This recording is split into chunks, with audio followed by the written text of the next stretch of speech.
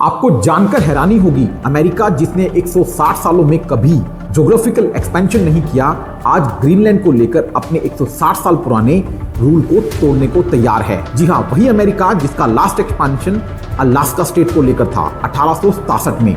लेकिन आज Donald Trump Greenland चाहिए का रट लगाए हुए हैं। वहाँ के लोगों को ब्राइब दे रहे हैं और इतना ही नहीं, मिलिट्री एक्शन की धमकी तक दे चुके हैं। और इससे भी खतरनाक बात यह है कि ग्रीनलैंड ने अपनी मिलिट्री को ये ऑर्डर तक दे दिए हैं कि अगर अमेरिकन ट्रूप्स दिखे तो बिना किसी बात के आप गोली चला दीजिए। अमेरिका और ग्रीनलैंड दोनों नेटो के अलाइज हैं, लेकिन इसके बावजूद भी पिछले 75 साल में कभी ऐसा नहीं हुआ कि किसी नेटो अलाइज में आपस में कोई संघर्ष देखने को मिला हो। लेकिन अब डेनमार्क और अमेरिका दोनों आमने सामने आकर खड़े हो गए हैं सिर्फ ग्रीनलैंड के लिए। तो ऐसा क्या है ग्रीनलैंड में जो अमेरिका सालों पुराना अपना रूल तोड़ रहा है और नेटो के संगठन को तोड़ने तक की धमकी दे चुका है? अगले 5 मिनट में मैं आपको ग्रीनलैंड का सच बताने वाला हूं, तो इस वीडियो को स्किप करने की गलती मत कीजिएगा। दोस्तों, आइए समझते हैं अमेरिका कैसे काम करता है। अमेरिका ने 1867 में अलास्का स्टेट रशिया से खरीदा था $7.2 मिलियन देकर। उसके बाद से अमेरिका ने कोई भी ज्योग्राफिकल एक्सपेंशन नहीं किया है। उनके फाउंडिंग फादर जॉर्ज वॉशिंगटन का कहना था कि आप अपने अलाइज के साथ किसी भी प्रकार के तनाव से बचिए और फोकस कीजिए ट्रेड पर, ज्योग्राफिकल एक्सपेंशन पर फोकस मत कीजिए। ये अमेरिका की कोर पॉलिसी है। इराक वॉर का एग्जांपल लीजिए, ऑयल चाहिए था लेकिन लैंड एक्विजिशन नहीं किया। वहीं अफगानिस्तान का एग्जांपल लीजिए, एयरबेस बनाए लेकिन ज्योग्राफिकल एक्सपेंशन से बचते नजर आए।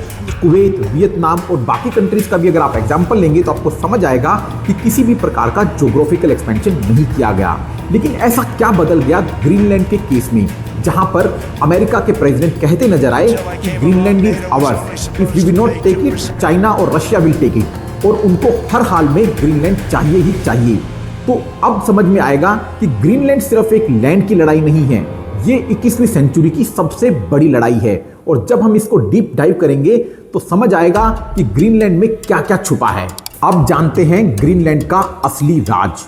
ग्रीनलैंड की धरती के नीचे छुपे हैं 3 बड़े एटम बम। पहला एटम बम है रेयर अर्थ एलिमेंट्स, जो किसी भी देश की मोनोपोली को तोड़ सकते हैं। आइए समझते हैं ये क्या है रेयर अर्थ एलिमेंट्स। पहला, तुम्हारे स्मार्टफोन की स्क्रीन, इलेक्ट्रिक कार की बैटरी, फाइटर जेट का रेडार, ड्रोन का जीपीएस, वाइन टरबाइन की मोटर, सबके लिए जरूरी है। और अभी 90% सप्लाई सिर्फ चाइना के पास है, इसलिए चाइना की मोनोपोली है इन रेयर अर्थ एलिमेंट्स में। और इसी मोनोपोली को तोड़ने के लिए अमेरिका ग्रीनलैंड को एक्वायर करना चाहता है। चाइना ने 30 साल लगाकर ये मोनोपोली बनाई है। हर साल $40 बिलियन का एक्सपोर्ट सिर्फ इन रेयर अर्थ एलिमेंट्स का किया जाता है। पर जैसे ही अमेरिका ग्रीनलैंड को एक्वायर कर लेगा तो ये मोनोपोली तोड़कर वो चाइना से आगे बढ़कर दुनिया में रेयर अर्थ एलिमेंट का फर्स्ट सप्लायर बन सकता है।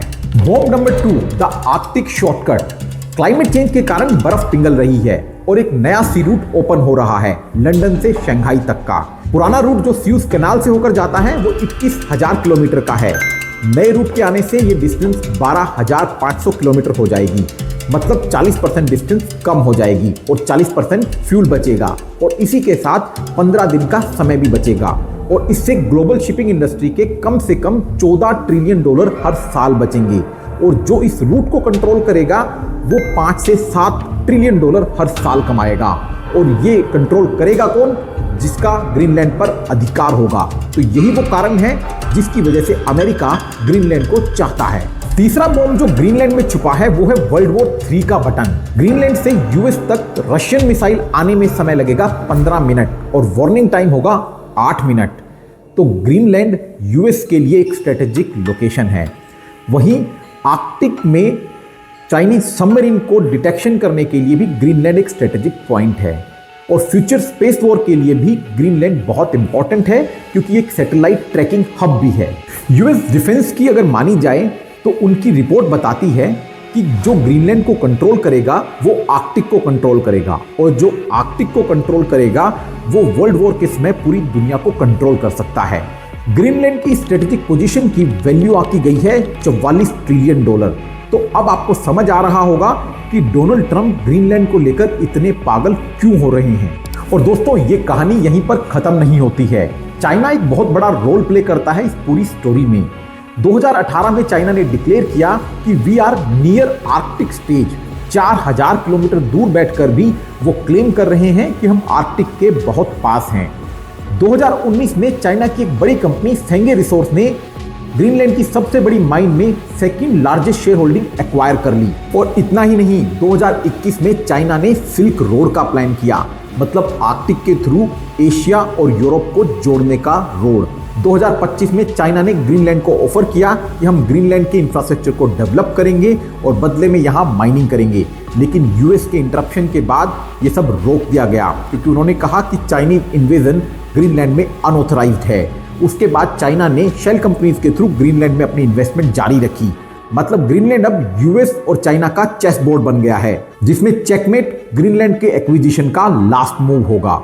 दोस्तों, अगर आपको ऐसा लग रहा है कि इस ग्रीनलैंड की लड़ाई से भारत पर कोई असर नहीं पड़ने वाला, तो आप गलत हैं, क्योंकि भारत रेयर अर्थ एलिमेंट का तीसरा सबसे बड़ा रिजर्व है 6.9 मिलियन टन के साथ। लेकिन भारत में प्रोड्यूस होता है 2900 टन पर ईयर, मतलब ग्लोबल सप्लाई का सिर्फ 1%। और बाकी कहां से आता है? चाइना से। तो सोचकर देखिए, कल को इंडिया और चाइना में कॉन्फ्लिक्ट होता है तो चाइना ये सप्लाई बिल्कुल बंद कर देगा। तो आपके मोबाइल फोन का प्रोडक्शन बंद हो जाएगा, इसरो की सैटेलाइट बंद हो जाएंगी, और यहाँ तक कि आर्मी के रडार भी बंद हो जाएंगे, और इलेक्ट्रिक कार का बनना भी बंद हो जाएगा। अगर चाइना ग्रीनलैंड की लड़ाई जीत जाता है तो चाइना पूरी दुनिया में अपनी मोनोपोली बनाएगा रेयर अर्थ एलिमेंट्स को लेकर। लेकिन वहीं अगर यूएस जीतता है तो भारत के पास एक अल्टरनेटिव सोर्स बन जाएगा, जिससे उनके मोबाइल फोन इंडस्ट्री, बाकी डिफेंस और सब चीजें सिक्योर हो पाएंगी। तो ग्रीनलैंड की लड़ाई भारत के फ्यूचर को भी डिसाइड करने वाली है। तो दोस्तों, अब आप समझ गए होंगे कि अमेरिका क्यों अपने 200 साल पुराने ज्योग्राफिकल एक्सपेंशन के रूल को तोड़ रहा है, क्यों वो नेटो तक की परवाह नहीं कर रहा है, क्यों वो ग्रीनलैंड को एक्विजिशन को लेकर इतना एग्रेसिव है, और क्यों चाइना इसको इतना हेविली रिटेलिएट कर रहा है। ये लड़ाई सिर्फ लैंड की नहीं है, उन रेयर अर्थ एलिमेंट्स की है जो बाकी देशों को चाहिए, उस स्ट्रेटेजिक लोकेशन की है जो आज $44 ट्रिलियन की वैल्यू रखता है। उम्मीद करता हूं आपको ये वीडियो बहुत पसंद आया होगा। अपनी राय कमेंट्स में जरूर शेयर कीजिएगा। इस वीडियो को ज़्यादा से ज़्यादा शेयर कीजिए अपने फ्रेंड्स और फैमिली के साथ, और ऐसी ही और वीडियोस के लिए सब्सक्राइब करें हमारे YouTube channel icons of the earth को। धन्यवाद।